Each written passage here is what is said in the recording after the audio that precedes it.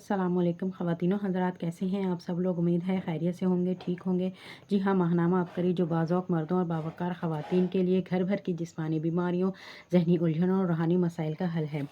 آج اس میں ٹاپک ہے، یہ شخص قرآن پڑھنا نہیں جانتا تھا، مگر ایسا کیا عمل تھا کہ اس کی قبر پھولوں سے بھری ہوئی تھی۔ رمضان المبارک کی نورانی گھڑیوں کی آمد ہے۔ ہر مسلمان کو شدت سے ان گھڑیوں کا انتظار ہوتا ہے۔ یہ مہینہ قرآن مجید کے نزول کا مہینہ ہے۔ اس مہینے میں قرآن سے تعلق اور بھی مضبوط ہو جاتا ہے۔ میں گزشتہ دنوں ایک واقعہ پڑھ رہا تھا، دل میں خیال آیا کیوں نہ عبقری قارئین کے لیے لکھ دوں تاکہ ان کے دل میں محبت قرآن اجاگر ہو اور وہ بھی اپنی قبر کو پھولوں سے بھر لیں۔ برے صغیر میں ایک اللہ والے تھے۔ وہ ایک گاؤں سے گزر رہے تھے کہ دیکھا کہ لوگ ایک میت کے گرد جمع ہیں۔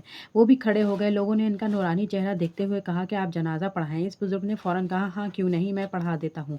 چنانچہ انہوں نے جنازہ پڑھایا۔ جب قبر میں اتارنے کا وقت آیا تو انہوں نے خود ہی اس شخص کو قبر میں اتارا اور دوبارہ اپنی منزل کی طرف روانہ ہو گئے۔ منزل پر پہنچ کر دیکھا ان کے کچھ ضروری کاغذات نہیں ہیں۔ بہت تلاش کیے، نہیں ملے۔ انہیں یقین ہو گیا کہ میرے کاغذات قبر میں ہی گرے ہیں۔ مقامی لوگوں کے پاس واپس آئے اور ان سے آ کر عرض کیا کہ ان کے گھر والوں نے اس بزرگ کی بات مان لی اور قبر کشائی کی اجازت دے دی۔ وہ بزرگ لکھتے ہیں کہ جب مٹی کو ہٹایا گیا تو تمام گاؤں والوں نے دیکھا کہ اس شخص کی قبر گلاب کے پھولوں سے بھری پڑی ہے۔ وہ بزرگ بتاتے ہیں کہ میں اپنے کاغذات بھول گیا، سیدھا اس کے گھر گیا، جا کر کہا کہ اماں بتاؤ یہ جو شخص تھا اس کا عمل کیا تھا؟ بوڑھی عورت نے جواب دیا، بڑی عجیب بات کہی، وہ تو ان پڑھ تھا، زبانی اس نے چند صورتیں یاد کر رکھی تھیں لیکن نہ لکھنا آتا تھا نہ پڑھنا آتا تھا۔ اس نے کہا قرآن بھی پڑھنا نہیں آتا تھا، تو پھر عمل کیا تھا؟ اس بوڑھی عورت نے کہا، جب مجھے اس کے نکاح میں آئے ہوئے 45 سال ہو گئے، ایک کام یہ روزانہ کرتا تھا۔ کام کیا تھا کہ جب صبح کی نماز پڑھ کر فارغ ہو جاتا تو قرآن سامنے رکھ لیتا اور قرآن کی سطروں کے اوپر انگلی رکھ کر کہتا، اے اللہ، تو نے یہ بھی سچ فرمایا، تو نے یہ بھی سچ فرمایا، تو نے یہ بھی سچ فرمایا۔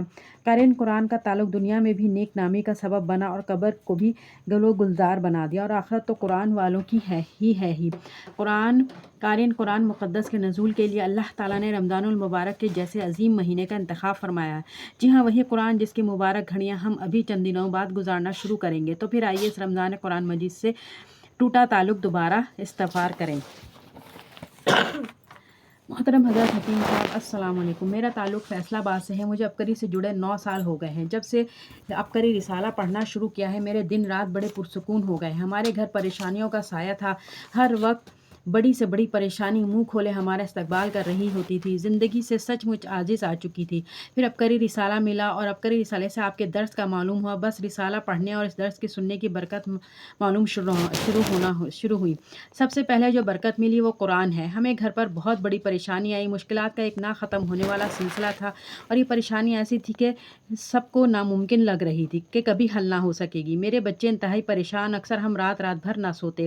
آپ نے درس کے عمل میں بتایا کہ قرآن پاک کھول کر نستغفرک ونتوب الیک قرآن پر انگلی پھیرتے ہوئے مسلسل پڑھنا ہے۔ یقین کیجئے اتنی پریشانیوں کے باوجود کبھی قرآن پاک کھول کر نہ دیکھا تھا۔ پہلی مرتبہ جب قرآن کھولا اور یہ عمل شروع کیا تو آنکھوں سے آنسوؤں کی جھری لگ گئی۔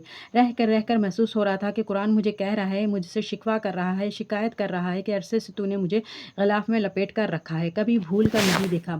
میں بند کر کے رکھنے والی کتاب نہیں، میں تو روز پڑھنے والی اور اس میں جو لکھا ہے اس پر عمل پیرا ہونے والی کتاب ہوں۔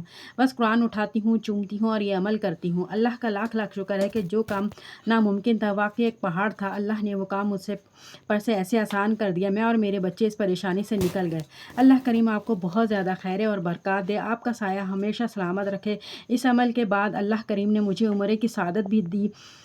اللہ کا گھر دیکھ کر تسبیح خانہ آپ کے لیے رسالہ عبقری کے لیے خود ساختہ دعائیں نکلی۔ اللہ اسے ہمیشہ آباد رکھے، شاد رکھے۔ اور خواتین و حضرات، ہر لائن پر بسم اللہ الرحمن الرحیم پڑھ لیا کریں۔ جنہیں قرآن پاک پڑھنا نہیں آتا لیکن اسے بند کر کے نہیں رکھنا ہے، اسے پڑھنا ہے اور اپنی ہی زبان میں پڑھ لیجئے۔ یا اللہ، میں بے بس ہوں، تو بے بس نہیں ہے۔ جو کوئی پشتو ہے، پٹھان ہے، پنجابی ہے، تسبیح پڑھتے رہا کریں۔ اللہ مدد، محمد وسیلہ، علی مشکل کشا، یہ تسبیحات پڑھتے رہا کریں۔ اللہ تعالیٰ آپ سب کی مشکلیں بھی آسان کرے۔ خدا حافظ۔